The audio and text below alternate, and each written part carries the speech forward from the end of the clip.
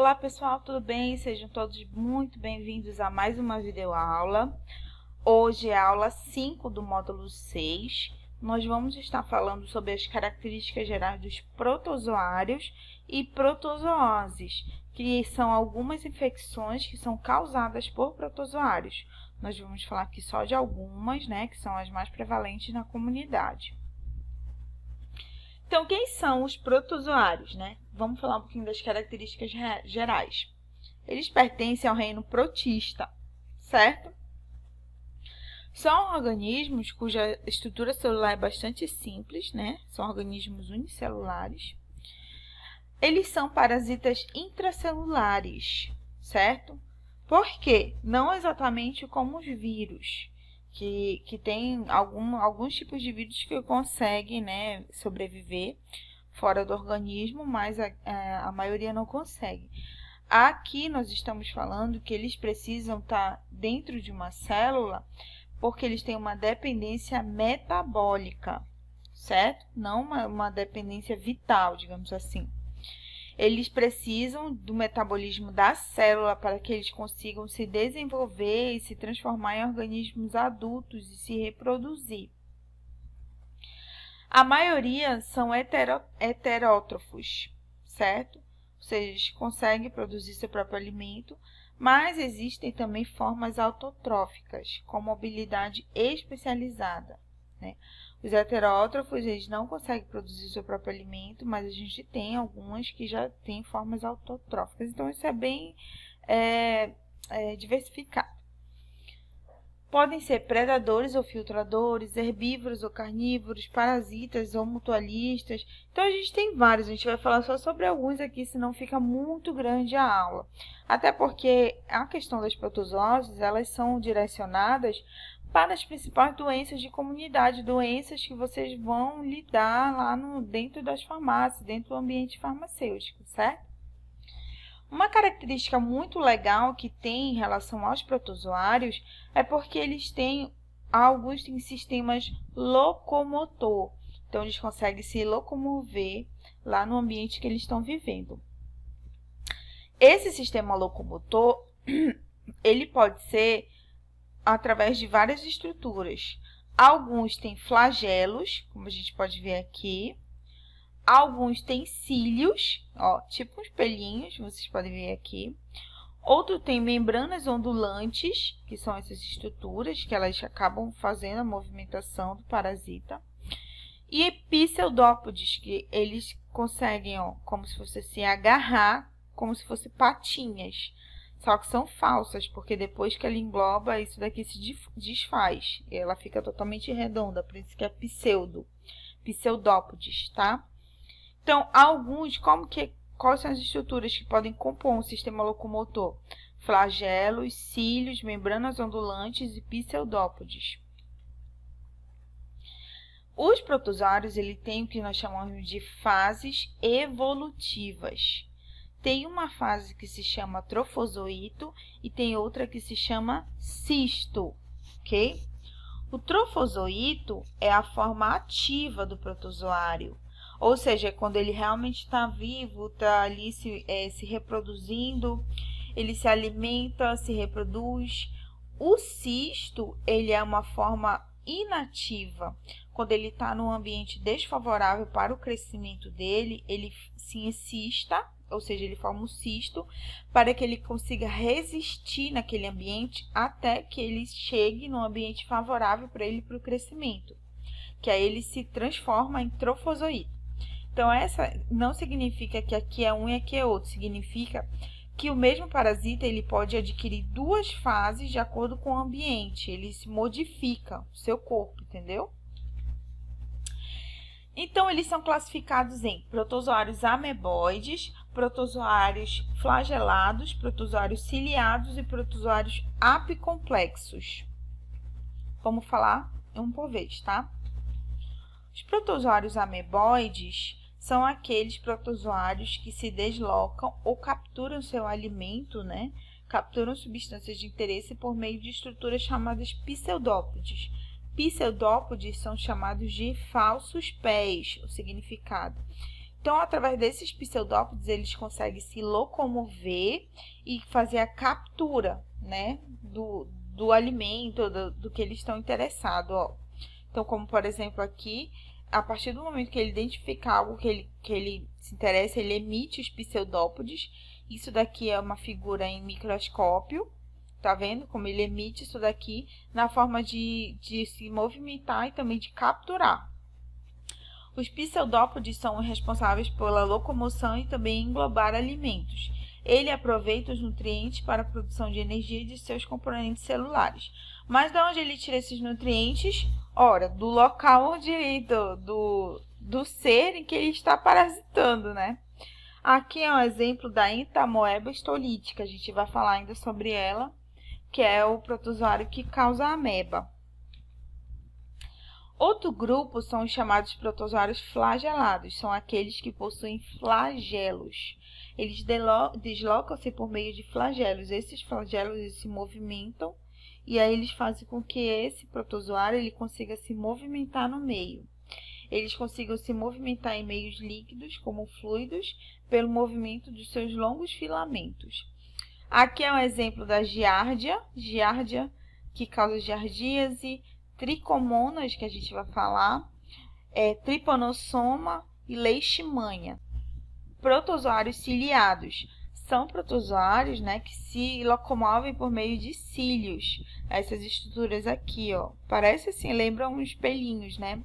Aqui a gente já não tem esses protozoários ciliados muito envolvidos com infecções humanas, né? Já tem mais em questão de esses organismos no ambiente marinho e tal.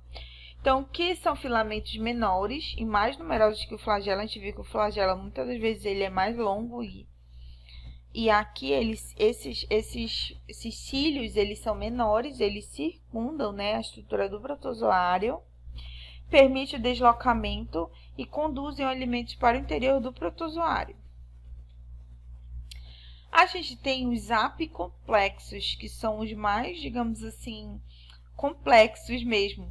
Por quê? Porque eles não apresentam estruturas propriamente de locomoção, mas eles têm uma estrutura que auxilia, né, na questão da penetração. A movimentação dele não é nem tanto por locomoção, mas é por penetração, tá? Então, eles têm uma estrutura chamada complexo apical, que é essa estrutura bem aqui, ó, gente. Esse é o complexo apical. Todos esses nomes em vermelhos constituem esse complexo. O que quer dizer isso? Quer dizer que através desse complexo ele invade uma célula, certo? Ele consegue penetrar através de invasão.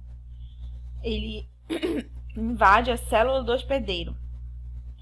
Então, eles movimentam-se quando são arrastados pelos líquidos, né, do ambiente em que vive. E aí, eles fazem tipo isso daqui, ó. Eles conseguem, aqui é o meio extracelular e aqui é o meio, ou seja, dentro da célula, intracelular. Ele está vindo aqui e aí ele reconhece, né, uma célula que ele pode se proliferar dentro. E aí ele faz a adesão do complexo apical e aí ele simplesmente penetra, invade, tá vendo? A célula hospedeira, ok? Então, é através disso que ele faz, desse complexo apical.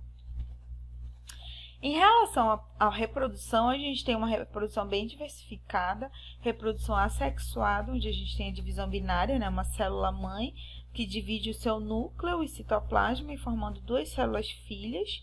E aí a gente tem a reprodução sexuada, que é a união de gametas, né, o gameta masculino e o gameta feminino, trocando material genéticos e micronúcleo para que se forma um novo protozoário, uma nova célula, né?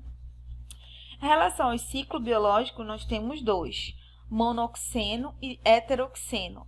O monoxeno é porque os parasitas necessitam de apenas um único hospedeiro para completar o seu ciclo de vida, e heteroxeno porque a gente tem alguns protozoários que necessitam de 2 ou mais hospedeiros para completar o seu ciclo de vida.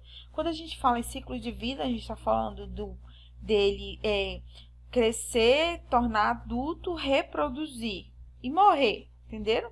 E aí formar novas células, novos parasitas, novos protozoários. Aqui a gente tem uma visão geral, tá? Nós estamos falando aqui do que está em azul. Aqui, as parasitoses, em geral, o modo de transmissão dessas protozooses, né, são através de água, solo e alimentos, como a gente tem, por exemplo, solo e alimentos causando amebíase, giardíase, sexual, como tricomoníase. A gente tem também insetos vetores, como a gente pensa aqui no doença de Chagas, malária e leishmaniose, e animais domésticos, como a toxoplasmose.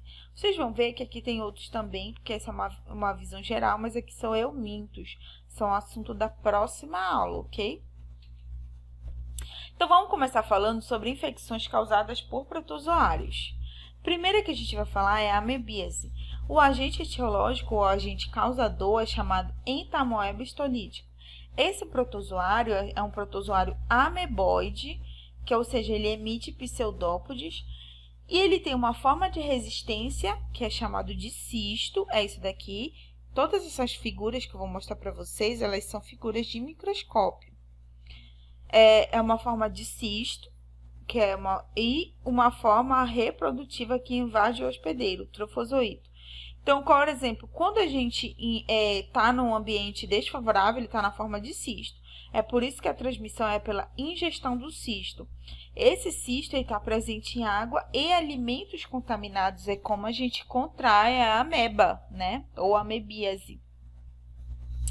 A gente ingere esse cisto. Uma vez que ele entra no corpo, ele se transforma em trofozoito, que é a forma, digamos assim, reprodutiva, né? Então, aqui está o ciclo biológico, é um ciclo monoxeno, porque o único hospedeiro envolvido aqui é o hospedeiro humano. A gente ingere o cisto, estão vendo? Ingestão de cisto da ameba. A gente tem água e alimentos contaminados por esse cisto. Professora, mas então como contaminou? Vamos já chegar, porque é um ciclo fechado. A liberação desses cistos no intestino, as formas vegetativas se multiplicam, né? Digamos assim, ó. O desencistamento ocorre no meio do ácido do estômago, em que se tem a forma de trofozoito. Então, devido lá no estômago, ele se transforma de cisto para trofozoito. O trofozoito invade os tecidos e se reproduz, certo? Então, aqui ele invade as células, se reproduz, e quando ele está ali no intestino, na forma de trofozoito, ele começa a se reproduzir, né? Os trofozoitos começam a se reproduzir e aí eles liberam. Por quê? Porque eles sabem que vai sair para o meio externo, então eles liberam na forma de resistência, ou seja, na forma de cisto. E aí esse cisto ele libera nas fezes e ele vai parar na água e alimentos contaminados. Como? Através de questão sanitária, né, gente? Se ele para no alimento contaminado é porque ou o solo estava contaminado, ou a pessoa que manipulou o alimento, né, foi ao banheiro e aí não higienizou muito. A gente vai ver que muitas dessas protozooses têm muita questão sanitária envolvida. Qual que é a sintomatologia? A gente tem aqui, ó, febre, calafrios, enjoo, a gente tem um desconforto abdominal, diarreia com sem muco de sangue, flatulência, que são gases, né, calafrios, cansaço, a gente pode ter náusea, vômito, ok? E qual que é a profilaxia? Ou seja, a prevenção, higiene pessoal, proteção dos alimentos, tratamento de água. Por isso que é muito importante a gente fazer o consumo de água tratada, diagnóstico e tratamento dos doentes. Por quê? Porque os doentes que liberam as formas de cisto nas fezes. Outro que a gente tem é a giardíase. O agente etiológico é a Giardia lamblia, né? É um protozoário flagelado, como vocês podem ver aqui o flagelo dele. Locomove-se através dos seus 4 pares de flagelo. Hospedeiro, a gente tem aqui o homem e o cão. O cachorro, ele também pode ser um hospedeiro. Forma infectante é o cisto, que é a forma de resistência. É o cisto que vai estar presente na água e nos alimentos contaminados. E a forma reprodutiva é o trofozoito, tá? Então, aqui a gente tem o exemplo dos dois. Então, como é a transmissão? Ingestão de cistos presente em águas e alimentos contaminados. O ciclo biológico é um ciclo monoxeno. Os cistos, eles se disseminam. Os cistos das giardias são extremamente leves. Então, eles podem se disseminar até na poeira, água ou através de vetores mecânicos. Então, o que a gente tem? Primeiro, os cistos podem sobreviver por dias ou semanas nos alimentos e na água. Por quê? São formas de resistência. Resistência são os que vão resistir. Os cistos, a pessoa ingere, né? O trofozoito, lá no estômago, ele se transforma, né? Lá de cisto para trofozoito. O trofozoito, ele começa a se reproduzir. A giarra de algumas pessoas não tem, né? A partir do momento que eles se reproduzem, os ovos deles, digamos, bora botar uma palavra assim, né? O produto da reprodução deles se incista. Aí passa pelo intestino e sai nas fezes, e aí pode contaminar águas e alimentos novamente. Sintomatologia, a gente tem diarreia, a gente tem, e essa diarreia muitas das vezes é com fezes amareladas, desconforto abdominal, forte diarreia, né, flatulência, que são gases, azia, dor abdominal e perda de peso. Só que a gente tem um grande percentual de pessoas que pode ser assintomático, mas isso não significa que eles não sejam pessoas que vão eliminar cistos na fezes e infectar outras pessoas, tá? É por isso que a profilaxia é higiene pessoal, proteção dos alimentos, tratamento de água, diagnóstico e tratamento dos doentes. Outra, digamos assim, protozoose de grande complexidade, vamos começar a aumentar aqui o nível de complexidade da coisa, é a leishmaniose. Leishmaniose tegumentar e visceral. Quem causa é um protozoário do gênero Leishmania. São, né, protozoários flagelados, locomovem-se através dos seus flagelos. Essas formas, gente, não é obrigatório vocês gravarem, digamos assim, o nome, porque vocês vão ver que tem algumas protozoários que tem o nome dessas formas muito difíceis, e aí pode ser complicado de gravar. O que eu quero que vocês entendam é basicamente a transmissão e alguns sintomas. É o que é mais importante. E profilaxia, tá? Eu tô trazendo por quê? Porque faz parte do conteúdo a título de conhecimento de vocês. Então, aqui nós temos uma forma amastigota e temos uma forma promastigota. Aqui, a gente já tem um inseto vetor, então a gente já começa a ter uma alteração no ciclo, imagina. A transmissão é feita através da picada do mosquito fêmea do flebótomo, mosquito palha, esse bem aqui. Então, a gente tem uma forma que vive no inseto, que é chamado de promastigota, e a gente tem uma forma mastigota encontrada no homem e animais. Como acontece o ciclo? O ciclo já é heteroxeno. Por quê? Porque a gente tem mais de um hospedeiro envolvido. Então, a gente já tem vários hospedeiros aqui. Primeiro, a gente tem a leishmaniose tegumentar e leishmaniose visceral. A gente vai já ver a questão das duas. O ciclo é heteroxeno. O inseto ingere a forma mastigota, que é encontrada no homem, no animal. Como ele ingere? Ele ingere através da picada. E aí ele injeta a promastigota, que se transforma novamente nos macrófagos, iniciando a reação inflamatória. Então, vamos lá ver aqui a figura. Primeiro, o mosquito ingere a forma mastigota. Quando ele pica, né, que é o que é chamado de repasto sanguíneo. Dentro do inseto, ele se transforma para promastigota. Durante essa ingestão, ele ingere, mas também ele injeta. Porque quando o mosquito ele pica na gente, ele não só suga o sangue, ele libera um pouco de saliva, certo?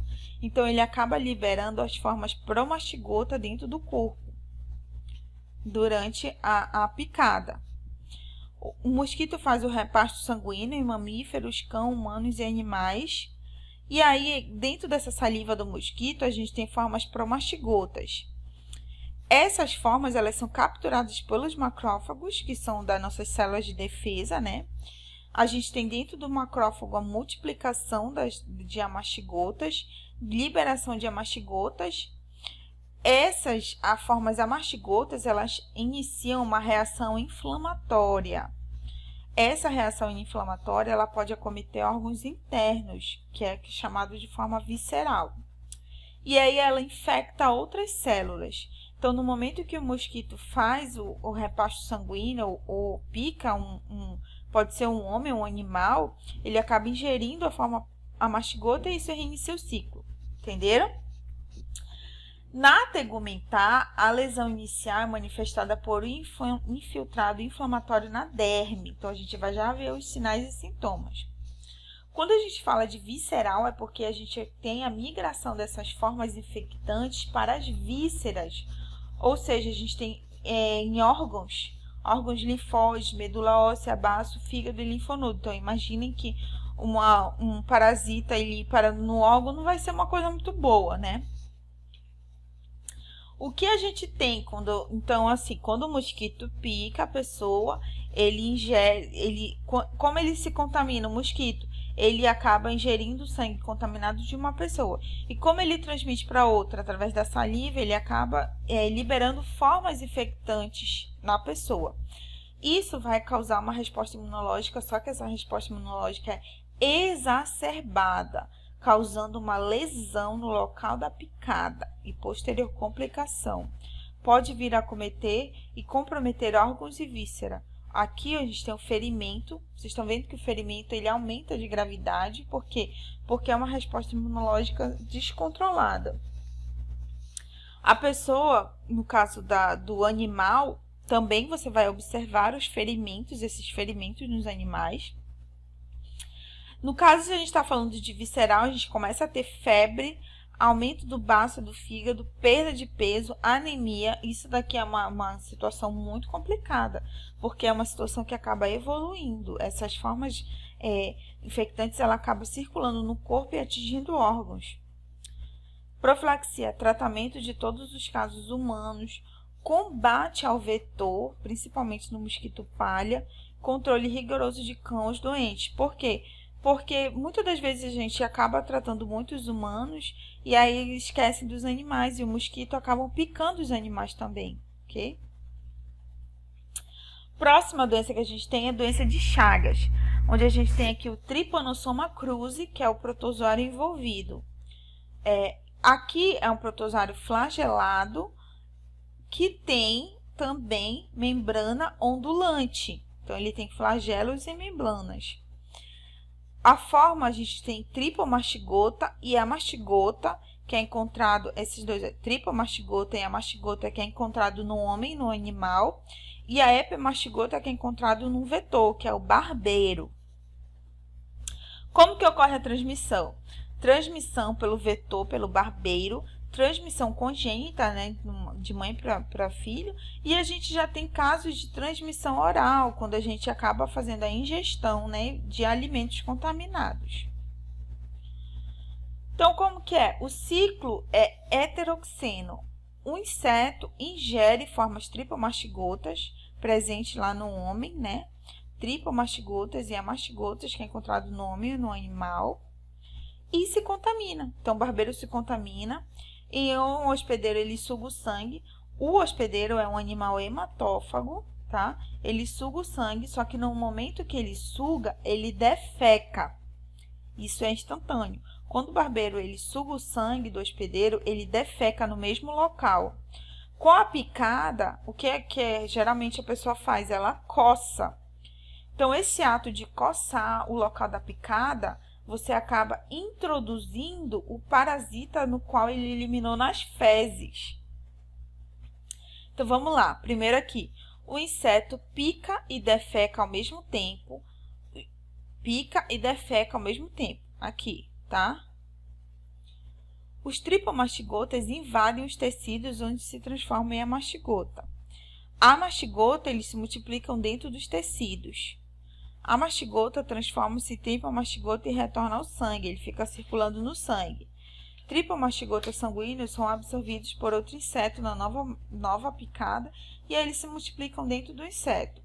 Então, o inseto se contamina, pica o ser humano, vamos botar aqui o hospedeiro ser humano, e aí o ser humano coça e introduz formas infectantes nele e aí acaba desenvolvendo a doença.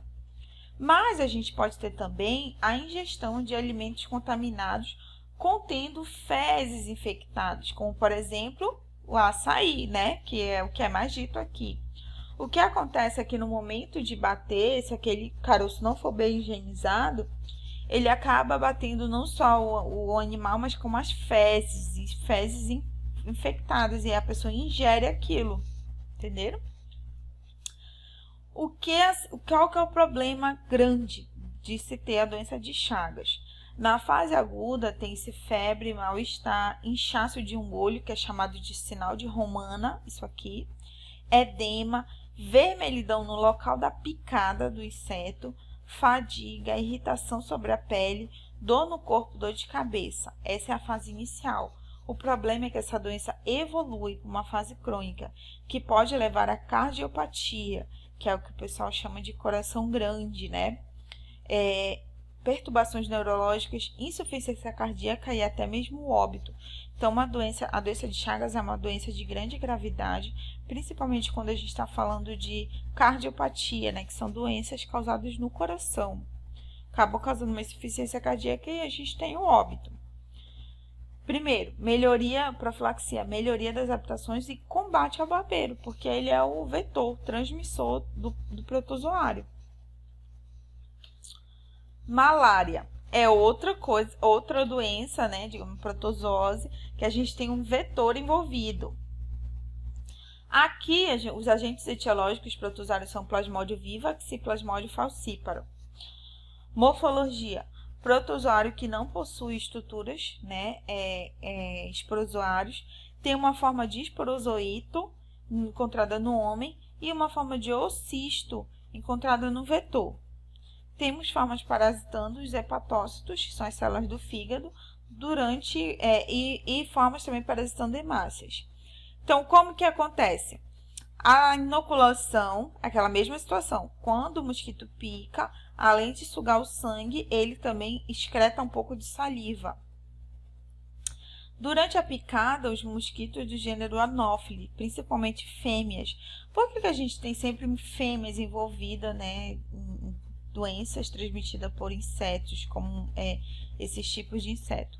Porque as fêmeas, elas precisam do sangue, né, do sangue do hospedeiro, para ajudar na maturação dos seus ovos, entenderam? Então, o ciclo biológico é um ciclo heteroxeno, porque a gente tem a pessoa e a gente tem o vetor, que é o mosquito Anopheles, né? Uma pessoa entra numa zona malarígena, então a gente já tem ali um dado epidemiológico que aquela área, ela tem casos de malária, e aí é picada pelo mosquito fêmea. Então, vamos lá. A gente tem um mosquito fêmea, Anopheles, ele pica a pessoa. Quando ele pica, ele inocula formas infectantes, né, esporozoítos, no hospedeiro. Esses esporozoítos vão parar aqui no fígado, onde penetram nos hepatócitos, são as células do fígado. Eles acabam se multiplicando, saem do fígado e penetram nas hemácias. E aí eles reiniciam o ciclo. Por quê? Porque nas hemácias, quando o mosquito suga o sangue, a hemácia está no sangue, né, a célula sanguínea, ele acaba ingerindo, né, essas formas infectantes. E aí na parede do estômago do inseto, né, eles se multiplicam e aí reinicia o ciclo. Infecta o mosquito e o mosquito vai lá, pica outra pessoa e acaba infectando tudo de novo. Sintomatologia da malária. A malária é uma doença de prevalência e também de grande gravidade. A gente pode ter destruição de hemácias, porque a gente está vendo ali que a gente tem o fígado e tem muitas hemácias, então ele acaba destruindo as hemácias, causando uma anemia. Durante isso, eles liberam pigmento malárico, que é chamado de hemozoína. Essa hemozoína causa uma febre intensa, tremores, calafrio, dor de cabeça, sudorese, tosse seca, todos esses daqui, náusea, vômito, dor, cansaço, perda de apetite, todos esses sintomas. E inchaço do fígado. Então, profilaxia, tratamento de todos os casos humanos e combate ao vetor, né, que é o mosquito. Outra doença que a gente tem é a toxoplasmose, causada pelo protozoário Toxoplasma gondii. Ele é um protozoário apicomplexo, certo? Então, ele é um protozoário que ele não tem uma estrutura exatamente para locomoção, mas sim para penetração, que é assim que ele consegue se movimentar. Possui um complexo apical, que a gente falou lá no início da aula, responsável pela internalização na célula hospedeira. Pode parasitar qualquer célula, exceto hemácia. Apresenta 2 tipos de trofozoítos, chamados de taxoítos, de crescimento lento, de crescimento rápido, bradizoítos de crescimento lento e formas de oocisto, que é a forma de resistência. Então, vamos lá. Esse aqui é o Toxoplasma gondii. Aqui é o complexo apical dele, é por aqui que ele vai penetrar a célula. Aqui a gente tem o oocisto, que é a forma, digamos assim, que está de resistência. Aqui a gente tem o taxoíto, que é a forma livre, né, crescimento rápido. E o bradizoíto, que é dentro do corpo, mas é que ele acaba invadindo um tecido específico e aí ele cresce lentamente. Transmissão. Ingestão de oocistos presente em ambiente, ingestão de cistos em alimentos cru ou mal cozido, transmissão congênita, e aí a gente também tem a questão do animal envolvido. Vamos ver, tá aqui o ciclo. Então, a gente tem o ciclo heteroxeno, a gente tem envolvido, né, vários animais, certo? O que acontece? O ciclo, o hospedeiro ingere o oocisto maduro. Vamos começar a falar aqui. O hospedeiro definitivo é o gato, por exemplo. Geralmente, a toxoplasmose, ela está envolvida com o gato, gente. Não que é exclusivo do gato, é geralmente. O gato, os animais que acabam ficando muito tempo no chão, eles acabam ingerindo gato. Mas por que que a gente pensa assim? Por que a gente pensa? Por que o gato? Porque o gato, na verdade, é um felino que caça outras espécies. E como ele ingere outras espécies, ele acaba se contaminando com maior facilidade, tá? Então, ok. O oocisto, ele acaba se contaminando e liberando o oocisto nas fezes. O oocisto nas fezes, ela acaba contaminando ali o solo, as plantas e tudo, né? E aí, esses animais, os animais de criação, eles acabam comendo, né? Ou se alimentando do pasto, de solo, água, alimento contaminado, são os hospedeiros intermediários. E aí, digamos que aquela pessoa faça a ingestão desses animais, né, da carne desses animais de forma crua, elas acabam também ingerindo os cistos que eles ficam nos tecidos desses animais. Ou eles podem ingerir, né, digamos assim, por algum motivo ela introduziu isso daqui, né, digamos assim, que ela pegou no animal, digamos assim, botou a mão na boca, não higienizou a mão, e aí ela acabou ingerindo essas formas infectantes, principalmente bradizoítos. Bradizoítos são formas que elas invadem tecidos e ficam ali, tipo, quietinhos, sabe? Até que ela tenha um ambiente favorável. Não são oocistos, mas são tipo de resistência, mas elas estão se multiplicando, só que lentamente ali dentro. E aí a pessoa, o animal, assim como o gato, como eu falei para vocês, eles podem ingerir esse oocisto, o ser humano também pode ingerir.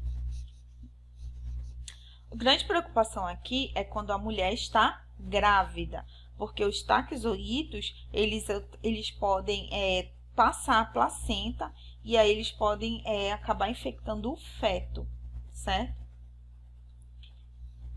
Sintomatologia. Varia, né, muito, de sintomas leves a graves, dependendo da localização do hospedeiro.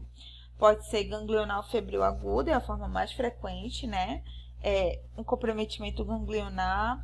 A gente pode ter uma evolução para toxoplasmose ocular, que pode evoluir levando à cegueira. A gente também pode ter cutânea, né, lesões generalizadas na pele. E a gente também pode ter toxoplasmose congênita, que pode provocar abortos e anomalias atípicas no feto. Por isso que toda gestante ela faz os exames para verificar o IgM e IgG da toxoplasmose. Profilaxia, evitar o contato com formas infectantes. Higienização, principalmente pessoas que têm felinos, Então, manter sempre a higienização dos felinos, porque para que se evitem a contaminação deles mesmos. E também ter cuidado com o que eles ingerem, né? Ter todo o cuidado com o animal de estimação. Outra doença é a tricomoníase. Aqui a gente já vai falar sobre ISTs, né? Infecções sexualmente transmissíveis. Isso é um protozoário flagelado, olha aqui o flagelo dele, portador de 4 flagelos e membranas ondulantes. Então, ele já tem, além dos flagelos, a membrana ondulante, ele se movimenta muito. Ele tem somente a forma de trofozoito, é incapaz de aderir à superfície mucosa, vivendo basicamente à luz dos órgãos afetados. Não sobrevive fora do sistema urogenital por muito tempo. Como que é a transmissão? Transmissão por relação sexual. Então, a pessoa tem contato direto com uma secreção que está ali contaminada com os trofozoitos do tricomonas. O que acontece? Durante o ato sexual, a pessoa ela acaba tendo contato e ele vai lá, ele parasita, né? Ele não digamos assim, invade a mucosa, mas ele vive na superfície da região vaginal, genital, e aí ele se movimenta bastante. O ciclo dele é monoxeno, né? Porque a gente só está falando do ser humano, né? De um ser humano para outro ser humano passando. Na cavidade vaginal, ele secreta substâncias que alteram o pH e induzem um processo inflamatório, irritação da mucosa e vulva. Na genitália masculina, pode estar na região do prepúcio e aparecer com escoriações, provocando sensação de ardor, inclusive em contato com a urina. Durante o asseio, o ato sexual, o parasita ele pode migrar para a região urogenital. Então, o trofozoito ele se reproduz ali, né, e não forma cisto, ele só é um trofozoito. Acontece que ele se movimenta muito, então varia de forma assintomática aguda. Na maioria dos casos, o que a pessoa tem é uma coceira intensa, porque o parasita sobrevivendo ali, ele acaba se movimentando demais, isso causa uma coceira intensa. Com essa coceira, o que a gente tem? A gente tem vermelhidão, porque coça demais. Essa coceira também pode levar a sangramento, né? A pessoa fica coçando. Sensação de queimação. Aquela área ela fica extremamente sensível, vermelha, sensível. Outra característica muito específica dele é essa secreção. Ela é uma secreção bastante espumosa, né?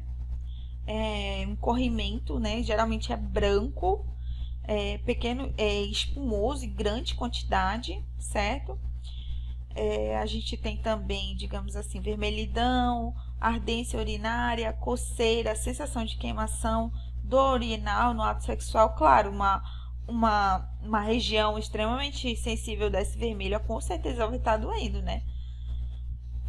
Então, às vezes pode ter um odor desagradável. Olha, qual que é a profilaxia? Educação sexual e tratamento correto para prevenir a reinfecção. Na próxima aula, nós vamos falar sobre euminto e doenças causadas por eumintos, certo? Então, eu espero que vocês tenham entendido o conteúdo de hoje. Caso vocês não tenham entendido, entre em contato comigo para tirar as dúvidas. Leiam as apostilas e façam os exercícios para vocês não perderem, tá? Sempre irem acompanhando para a gente dar um andamento no nosso curso, ok? Então, até a próxima aula e fiquem bem.